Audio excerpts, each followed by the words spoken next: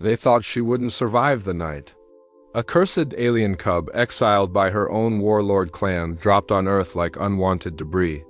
All because humans were considered the safest place to die. But instead of fading away, she bonded with the very species her people feared. And when she finally returned to her clan, she didn't call them family.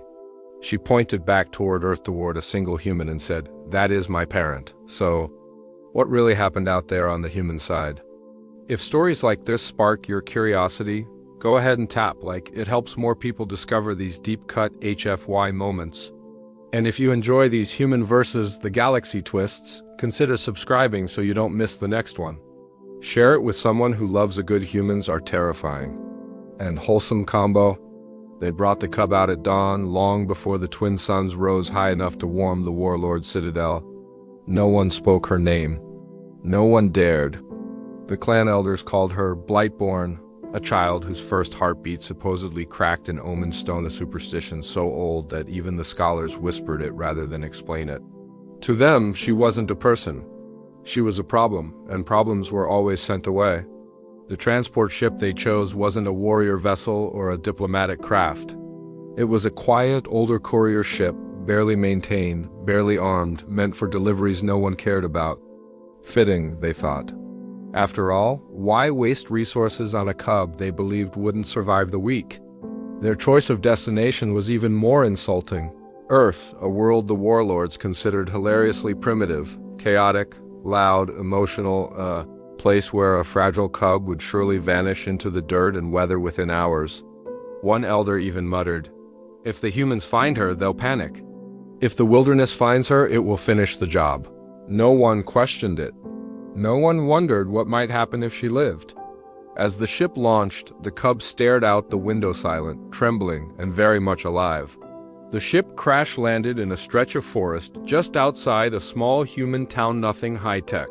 Nothing strategic, just quiet trees and the smell of rain settling into soil. The cub crawled from the wreckage, weak and shaking, her breathing shallow. She expected claws or fangs or whatever monsters the elders claimed lived on Earth. Instead, she found boots. Solid, worn, mud-splattered boots. They belonged to Mara Hill, a human wildlife volunteer who'd come to investigate what she thought was a fallen weather balloon. She froze at the sight of the cub's silver fur, matted, eyes too bright for her tiny frame, a faint whimper cutting through the trees. Most humans would have backed away. Mara stepped forward. Hey, you're okay," she whispered, kneeling as if approaching a frightened animal. "No one's gonna hurt you." "Not while I'm here." The cub pressed back against the broken panel, expecting blows or traps. That was how her people taught her the galaxy worked. The strong strike first. But Mara didn't strike. She took off her jacket, warm, oversized, and wrapped it around the cub with a gentleness the child had never felt. Cub blinked once, confused. Twice, startled, and then she leaned into the warmth. In that small, fragile moment, a prophecy cracked, and something far stronger took its place. Mara didn't take the cub to a lab or a base or anywhere officials might swarm. She took her home into a small cabin with uneven floors, warm lamps, and the smell of old tea leaves.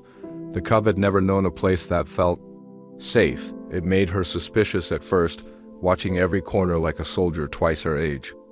But humans have a talent the warlords never understood. They heal with presence, not power. Mara spoke softly, moved slowly, and never forced touch. She'd sit nearby while the cub ate, humming low tunes that didn't mean anything yet somehow eased the child's trembling. She showed her blankets, warm water, simple foods. Day by day, the cub's posture shifted, less defensive, more curious. Within weeks, she'd begun mimicking human habits. Sleeping curled in blankets, reaching for Mara's hand when storms rolled in, trying to copy human speech with tiny chirps that made Mara laugh. And somewhere in that gentle routine, something unthinkable happened. The cub began to glow faintly at night. Not with sickness, but with a soft, healthy luminescence her species only displayed near those they trusted deeply. Across the galaxy, warlords whispered that the cursed one still lived. But none of them could predict why. The warlords never intended to check on her. To them, the cub's fate was already sealed. But when distant sensors picked up a faint, impossible signature, her exact biological marker, pulsing strong and healthy from a world humans called home, the council panicked. Cursed beings weren't supposed to thrive. A retrieval squad was dispatched immediately, not out of love, but out of fear. If the Omen child lived, their superstition demanded control. They descended onto Earth with towering armor and ceremonial blades, expecting to claim a dying relic. Instead, they found a bright-eyed, steady-standing cub who walked out from behind a human cabin like she belonged there. At first, the warlords tried intimidation. Their boots crushed soil, their weapons hummed, their voices boomed with authority. Any normal cub of their species would have cringed. But she didn't. She stepped forward calm, steady, every movement echoing the quiet confidence she'd learned from a human who never raised her voice. When they demanded she return, she didn't run to them. She looked back toward the cabin. And Mara stepped out, unarmed, heart pounding, but refusing to hide. The warriors froze. No human should stand that boldly before them. Something was wrong, something was different, something they had never accounted for. The warlords surrounded the cub, their armor glowing with ritual symbols meant to remind her who she belonged to. But she didn't bow, she didn't tremble. She walked straight past their blades, past their commands, and stood between them and Mara Small, glowing, unshaken. The clan leader barked, "Identify your guardian." It was supposed to be a formality, a reminder of their authority. But the cub lifted her chin, placed a tiny hand on Mara's leg, and spoke in halting, careful words she had practiced for weeks. "This human, my parent." The forest fell silent. The squad didn't move. Even Mara felt the world tilt beneath her feet. The warlords expected a curse. What they witnessed instead was loyalty pure and unbreakable, redirected toward a species they believed weak. And in their culture, loyalty from an Omen child was sacred. It couldn't be forced. It couldn't be faked. It meant destiny had chosen differently. For the first time in their brutal history, the warlords stepped back from a human. Not because of threat, but because of respect. The cub stayed where she chose. With the parent she chose, with humanity. And across the galaxy, everything that feared humans began to reevaluate what humans truly were. Outrow, friendly, natural human.